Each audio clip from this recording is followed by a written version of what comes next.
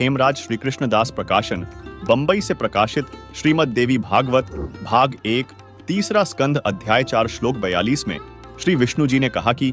हे मात ब्रह्मा, मैं विष्णु तथा शिव तुम्हारे ही प्रभाव से जन्मवान हैं,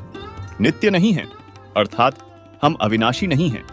फिर अन्य इंद्रादि दूसरे देवता किस प्रकार नित्य हो सकते हैं। साथ ही गीता प्रेस गोरखपुर से प्रकाशित श्री विष्णु पुराण के प्रथम अंश अध्याय 22 श्लोक 58 में लिखा है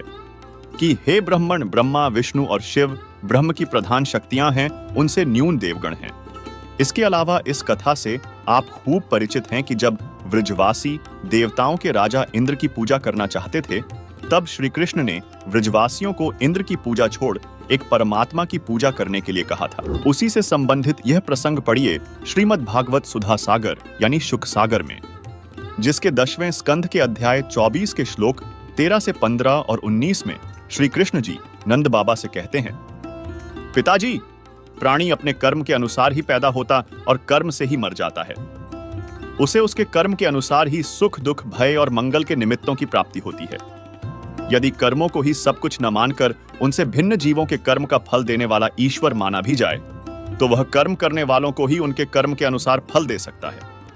कर्म न करने वालों पर उसकी प्रभुता नहीं चल सकती। जब सभी प्राणी अपने अपने कर्मों का ही फल भोग रहे हैं, तब हमें इंद्र की क्या आवश्यकता है, यानी हम इंद्र की पूजा क्यों करें।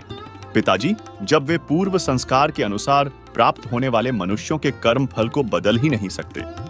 तब उनसे प्रयोजन यानी उनकी पूजा करके हमें क्या लाभ होगा।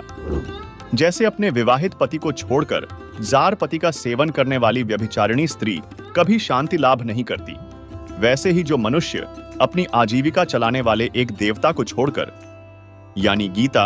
अध्याय 15 श्लोक 17 में बताए गए उत्तम पुरुष परमात्मा, जो तीनों लोकों में प्रवेश करके सबका धारण पोषण करता है, उसे छोड़कर किसी दूसरे की उपासना करते हैं,